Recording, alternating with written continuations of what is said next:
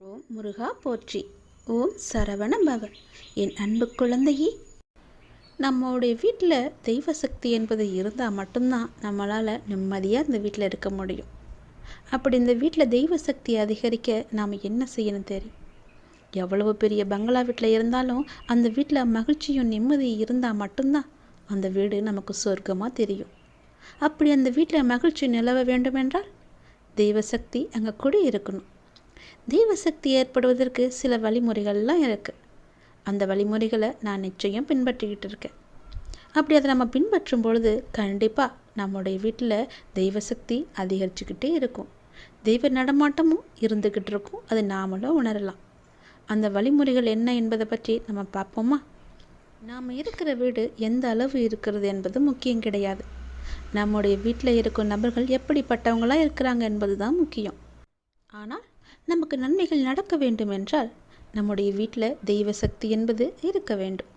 அப்படி தெய்வ சக்தி ஏற்படுவதற்கு செய்யக்கூடிய வழிமுறைகளை பற்றி தான் கொஞ்சம் உங்களுக்கு சொல்ல போகிறேன். வீட்டில் தெய்வ சக்தி அதிகரிக்க எந்த ஒரு வீட்டில் இருக்கும் நபர்கள் ஒருவரை ஒருவர் புரிஞ்சுக்கிட்டு விட்டு கொடுத்து அனுசரித்து சண்டைகள் இல்லாமல் இருக்கிறாங்களோ அந்த வீட்டில் தெய்வ சக்தி என்பது நிச்சயமாகவே இருக்கும். அடுத்ததா, எந்த வீட்டில் காலையிலையும் மாலையிலையும் பூஜை செய்யும் பொழுது மணி யோசை எழுப்பி பூஜை செய்கிறாங்களோ அந்த வீட்டில் தெய்வ சக்தி அதிகரிக்கும். அதாவது தினமும் விளக்கேற்றி சாமி கும்பிடும்போது மணி அடித்து நம்ம சாமி கும்பிட வேணும். தினமும் செய்ய முடியலனாலும் வாரத்தில் 3 அல்லது 4 நாட்களாவது மணி எடுத்து சாமி கும்பிடணும். மணியின் ஓசைக்கு தெய்வத்தை ஈர்க்கும் சக்தி நிறையவே இருக்குதான். அடுத்ததான், நாம் பூஜை செய்யும் போது நமக்கு தெரிந்த ஏதாவது சில மந்திரங்களை நாம் சற்று சத்தமாக உச்சரித்து வழிபடணும். மந்திர ஒளி ஒலிக்கும் இடத்துல தெய்வ சக்தி நிச்சயம் இருக்கும். அதனால தான் பலரது இல்லங்களில் மந்திர ஒளி 24 மணி நேரமும் ஒழிச்சிக்கிட்டே இருக்க செய்வாங்க. அப்படி செய்ய விட்டாலும் குறைஞ்சபட்சம் 10 நிமிஷமாவது மந்திர ஒளி உங்கள் வீட்டில் ஒழிக்க செய்வது தெய்வ சக்தியை இருக்கும். கடைசியாக வீட்டிற்குள் வரும்பொழுது நறுமணம் வீசணுமா? அதற்கு பதிலாக துர்நாற்றம் வீசக்கூடாது. எந்த வீட்டில் துர்நாற்றம் வீசாமல் நறுமணம் மணக்குதோ அந்த வீட்டில் தெய்வத்தின் அருள் என்பது பரிபூரணமாக இருக்கும். அதற்கேற்றாற் போல் நாம் தினமும் ஊதுபத்தியோ சாம்பிராணியோ தசாங்கம் போடி, தசாங்கமே இப்போ கோன் போல் வருது இல்லையா, அதை பயன்படுத்தி தினமுமே ஏற்றி வைக்கணும். செவ்வாய் வெள்ளிக்கிழமைகளில் சாம்பிராணி தூபம் போட்டு வீடு முழுவதும் காட்டணும். இது மிகவுமே சிறப்பானது. மற்ற நாட்களில் நல்ல வாசனை மிகுந்த கம்ப்யூட்டர் சாம்பிராணியோ ஊதுபத்தியோ வீட்டு பூஜைகளில் நம்ம பயன்படுத்த வேண்டும். இது எல்லாமே தவறாமல் செஞ்சுக்கிட்டு வரவங்களோட வீட்டில் நிச்சயம் தெய்வ சக்தி அதிகரிக்கும். தெய்வம் அங்கே குடி இருக்கும். தெய்வ சக்தி அதிகரிப்பதால் எதிர்மறை ஆற்றல்கள் எல்லாம் உங்கள் வீட்டை விட்டும் உங்களை விட்டும் போயிட்டுரும். தீய சக்திகள் எல்லாம் விலகிடும். இதனால் நாம் தொட்ட காரியம் எதுவாக இருந்தாலும் நிச்சயம் அது தொடங்கும். பணவரவு அதிகரிக்கும். கடன் பிரச்சனை எல்லாமே நீங்கும். நிம்மதியான மகிழ்ச்சிகரமான வாழ்க்கையை நம்மால் வாழ முடியும். இந்த ஒரு சின்ன எளிய வழிமுறைகளை நாமும் பின்பற்றி நம்முடைய வீட்டில் தெய்வ சக்தியை குடிக்கொள்ள வச்சோன்னா நம் வாழ்க்கை சந்தோஷமாக இருக்கும். கவலை என்பதே இருக்காது. நீங்களும் தொடர்ந்து ஒரு 48 நாள் செஞ்சு பாருங்கள். நிச்சயம் உங்களுடைய வாழ்க்கை மாறும். இது என் மீது சத்தியம். இன்று முதல் ஒவ்வொரு நாளும் தினமுமே ஏதாவது ஒரு ஜீவராசிகளுக்கோ அல்லது கடவுளுக்கோ இந்த பிரபஞ்சத்திற்கோ நீ நன்றி சொல்ல வேண்டும். ஏனென்றால் உன்னை சுற்றியுள்ள ஒவ்வொரு உயிருக்கும் பொருளுக்கும் தினமும் ஒரு முறையேனும் உன்னுடைய 2 கரம் கூப்பி நன்றியை செலுத்திப்பார். உனக்கு உதவிய உள்ளங்கள் நலமும் வளமும் பெற நன்றியுடன் பிரார்த்தனை செய். உனக்கு வார்த்தையாலோ சொல்லாலோ செயலாலோ பலப்படுத்தியவர்களுக்கு நன்றியை செலுத்து. ஏதாவது ஒரு விதத்தில் உன் நன்றி உணர்வை திரும்ப செலுத்திவிடு. நீ திருப்பி செலுத்தாத ஒன்று கடனாக நிற்கும். கடனாளியை கூட இதை கூட மன்னிப்பதில்லையே. எனது தாரக மந்திரம் நன்றி உணர்வுதான். இந்த ஒன்று மட்டும் உன்னை பிடித்து கொண்டால் போதும். அதனின் மாயஜால வித்தையில் நீ மெய் மறந்துதான் ஆடி அசைந்து போவாய். ஆம், உன்னுடைய மெய்க்குள் ஆடும் பொய்யான ஆணவம், அகங்காரம், கோபம், குரோதம், வெறுப்பு, காமம், மதம், இனம், ஜாதி, ஏழை பணக்காரன் என்ற அனைத்தையுமே கொன்று பித்தாக்கி சித்தனாக்கிவிடும். இதை நீ செயல்படுத்திப்பார். ஒட்டுமொத்த பிரபஞ்சத்தின் ஆற்றலும் உன்னை நோக்கி வருவதை நீ காண்பாய். இறைவனின் அருளும் பொருளும் உன்னை நோக்கி வரும். உறவுகளெல்லாம் உன்னை நோக்கி குவிந்து கொண்டே இருப்பார்கள். உன் வாழ்வில் இல்லை என்ற சொல்லை இல்லாதாக்கி உன் வாழ்க்கையை பல வழிகளில் மேன்மை அடையவே எல்லோருக்கும் நீ தினமும் நன்றி சொல்லிக்கொண்டே இருக்க வேண்டும். அவர்களிடம் சண்டையே இட்டாலும் அதற்கும் நீ நன்றி என்று சொல்லிப்பார். எல்லாவற்றிற்கும் நன்றி, கடவுளுக்கு நன்றி, இது எல்லாமே நல்லதுக்கே என்று தினமும் சொல்லிக்கொண்டே வா. உன் வாழ்க்கையில் ஏற்பட்ட பிரச்சனைகள் அனைத்தும் கண்மூடி காணாமல் போனது போல நிச்சயம் காணாமல் போகும். உனக்கு ஏற்பட்ட நிம்மதிக்கு அளவே இருக்காது. சந்தோஷத்தில் நீ துள்ளி குதிப்பாய். ஏனென்றால் இந்த வார்த்தைகளை நீ சொல்ல சொல்ல உன்னுடைய வாழ்க்கையில் பல மகிமைகள் பிறந்து கொண்டே இருக்கும். ஒவ்வொரு நாளையும் இறைவன் உனக்கு கொடுத்திருக்கின்றார். அந்த நாளை நீ சந்தோஷமாக நல்லபடியாக மாற்ற வேண்டியது உன்னுடைய பொறுப்பல்லவா? இறைவனுக்கு நன்றி சொல். இந்த நாளை உனக்கு கொடுத்த இறைவனுக்கு நன்றி சொல். உன் வாழ்வில் என்னவெல்லாம் செய்து கொண்டிருக்கின்றாரோ எல்லாவற்றிற்குமே நன்றி சொல். அது இன்பமாக இருக்கட்டும், துன்பமாக இருக்கட்டும். துன்பம் வந்தால் உன்னுடைய கர்ம வினையை கரைப்பதற்கே இறைவன் அந்த துன்பத்தை உனக்கு கொடுத்திருக்கிறார் என்று அந்த இறைவனுக்கு நீ நன்றி சொல். இன்பம் வந்தால் நான் இத்தனை நாட்கள் கஷ்டப்பட்டேன், இப்போது எனக்கு இறைவன் இன்பத்தை கொடுத்து விட்டார் என்று அந்த இறைவனுக்கு நீ நன்றி சொல். எது நடந்தாலும் எல்லாவற்றிற்குமே ஒரு காரணம் இருக்கும். எல்லாம் நன்மைக்கே.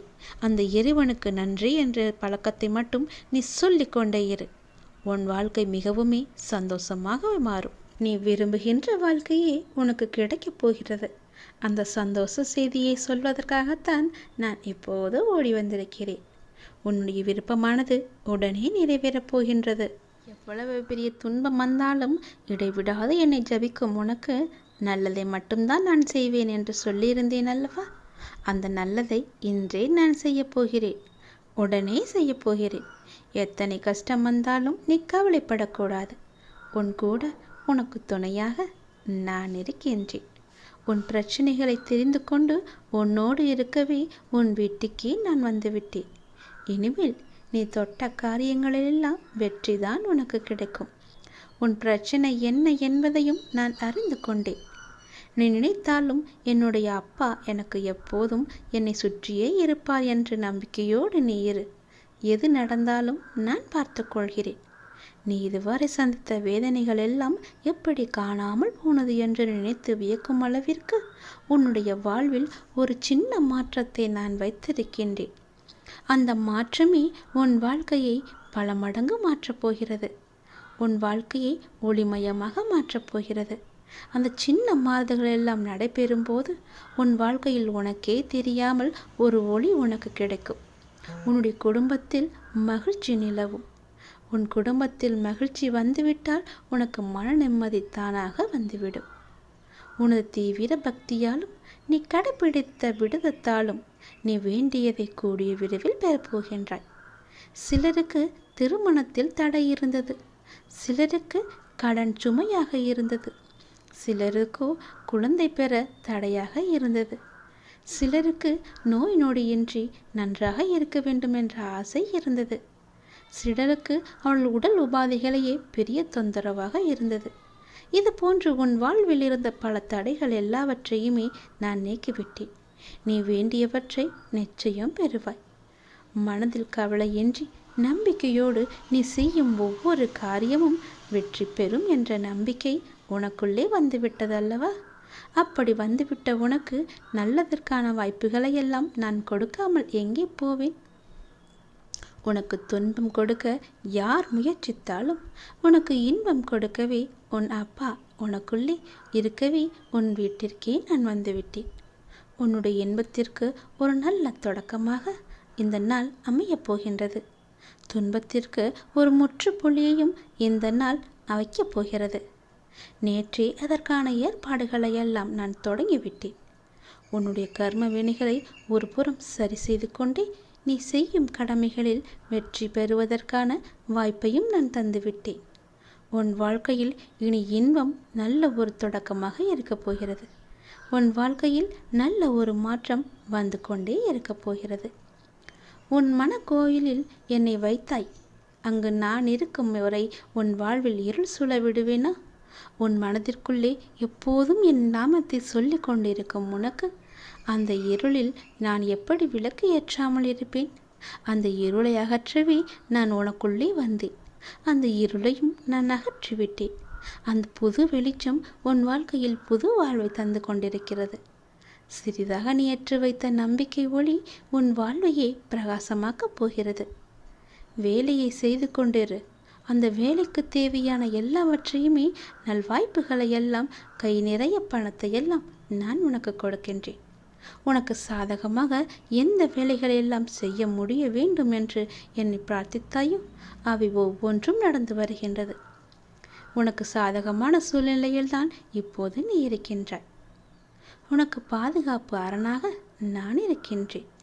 என்னை மீறி உனக்கு எந்த ஆபத்துமே வராத அளவுக்கு உன்னை சுற்றி நான் பாதுகாத்து கொண்டே இருக்கின்றேன். நீ நலமுடன் பல வருடங்கள் மகிழ்ச்சியாக வாழப்போகின்றாய். என் ஆசீர்வாதம் உனக்கு முழுமையாகவே கிடைத்துவிட்டது என் தங்கமே. அதில் நீ விரும்பிய வாழ்க்கையை நீ வாழப் போகின்றாய். நீ இழந்த பொருளாதாரம் மீண்டும் உன் கைக்கு கிடைக்கப் போகிறது.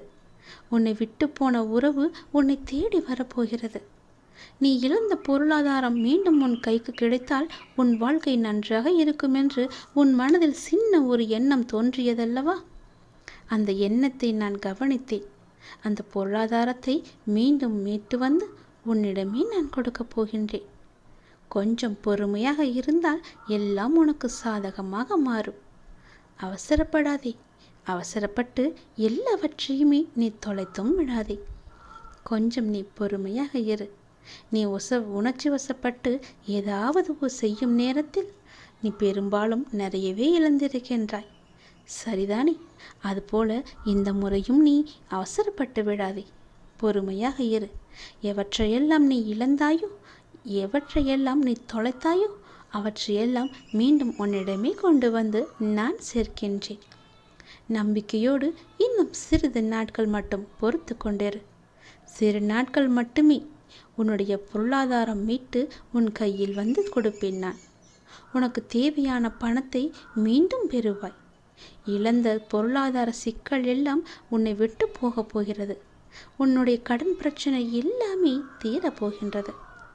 உன்னுடைய வாழ்வில் இதற்கு மேலும் நல்ல நல்ல நிலைமைகள் வற்றையெல்லாம் நான் வைத்திருக்கின்றேன்.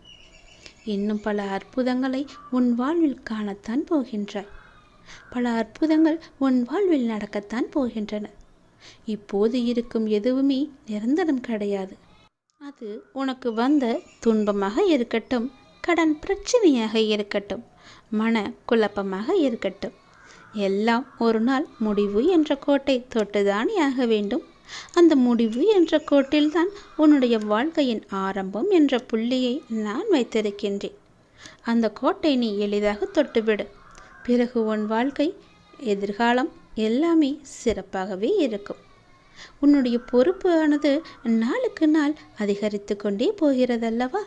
அந்த சுமையை எப்படி நான் தாங்கப் போகிறேன் என்ற கவலை உனக்கு அதிகமாகவே இருக்கிறது. அந்த சுமையை பற்றி ஏன் கவலைப்பட்டு கொண்டிருக்கின்றாய்? அந்த சுமையை சுமப்பதற்காகத்தானே உன் பின்னால் உன் கூடவே நான் வந்து கொண்டிருக்கின்றேன். உன் தலை மீது உள்ள சுமையை இறக்கி என் தலையில் வைத்துவிடு. அந்த சுமையை நான் சுமக்கின்றேன். இதுவரை உனக்கு வந்த பொறுப்புகளை நீ திறம்பட சமாளித்தாயல்லவா? அதுபோல உன் வாழ்வில் உனக்கான பொறுப்பும் கூடிக்கொண்டே போகும். அந்த பொறுப்புக்கு தேவையான சக்தி எவ்வளவோ அத்தனை சக்தியும் நான் உனக்கு தருகிறேன். சக்தி தேவை என்பதை உணர்ந்து நீ என்னிடம் கேட்டாலும் இல்லை, கேட்காவிட்டாலும் இல்லை, நான் நிச்சயம் உனக்கு கொடுப்பேன். அதை நீ திறம்பட சமாளிக்க எவற்றையெல்லாம் உனக்கு தந்தால் உனக்கு நன்றாக இருக்குமோ அதை நான் அல்லவா தரப்போகின்றேன். நீ எதை திறம்பட சமாளிக்கத்தான் போகிறாய், எதையும் வெற்றி காணத்தான் போகிறாய். உற்சாகமாக இரு. நான் உன்னோடு இருக்கும் வரை உன்னை மீறி எதுவும் நடக்காது. யாரும் என்னை மீறி எதுவும் உனக்கு செய்யவும் முடியாது. நான் உனக்கு எப்போதுமே துணை இருப்பேன். வாழ்வில் சில விஷயங்கள் உனக்கு கைமீறி போய்விட்டதாக கவலைப்பட்டு கொண்டே இருக்கின்றாய். அதிலிருந்து என்னால் மீள முடியாத அப்பா, என்னுடைய தலைவிதி அவ்வளவுதானா என அச்சப்படுகின்றாய். உன் அப்பா உனக்காக இருக்கின்றேன். ஏன் அச்சம்? எதற்காக அச்சப்பட்டு கொண்டிருக்கின்றாய்? உன்னுடைய தலைவிதியை தலைகீழாக மாற்றி உன்னை நான் தலை நிமிர செய்யப் போகின்றேன். உன் அப்பா நான் இருக்கும்போது ஏன் பயப்படுகிறாய்?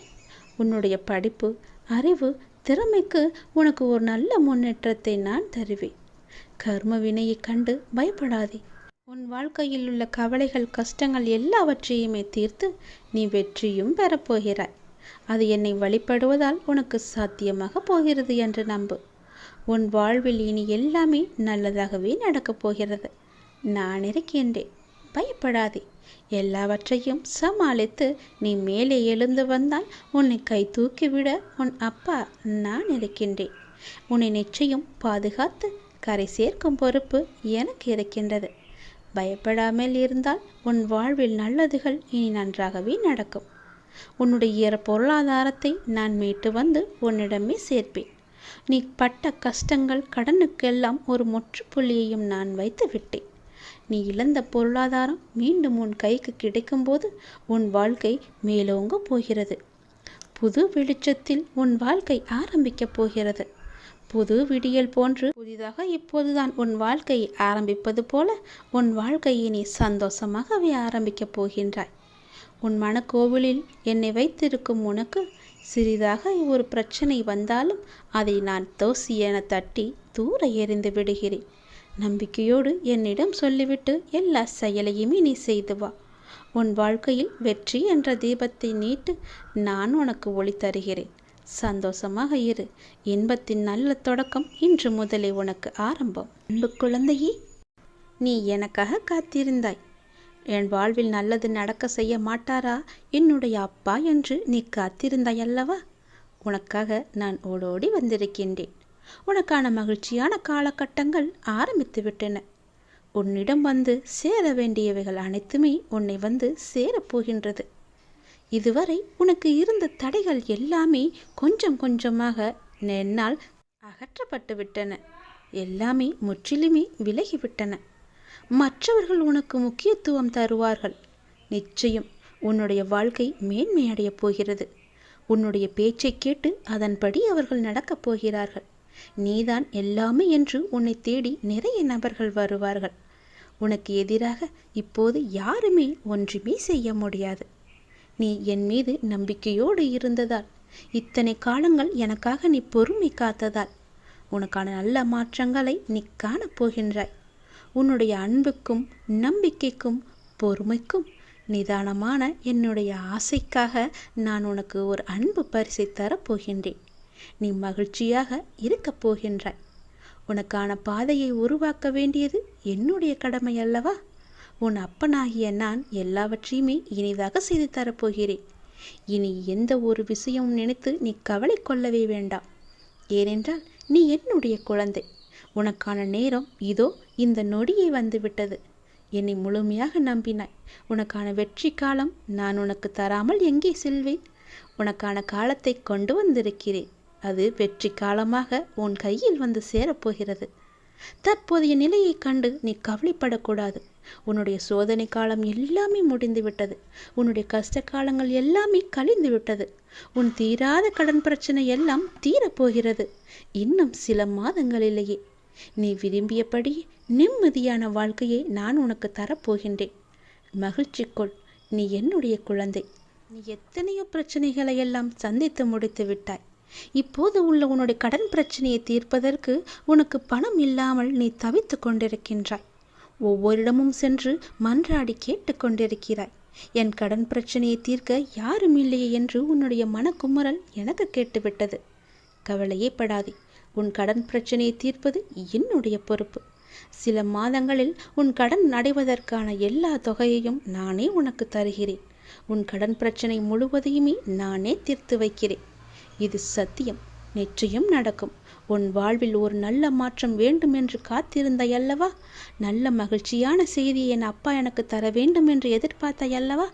உனக்கு கடன் பிரச்சனை இல்லை என்றாலே உனக்கு நிம்மதிதானே? உன் கடன் அடைவதற்கான தேவையான பணத்தை இன்னும் சில மாதங்களில் நான் உனக்கு தருவேன். பெற்றுக்கொள்.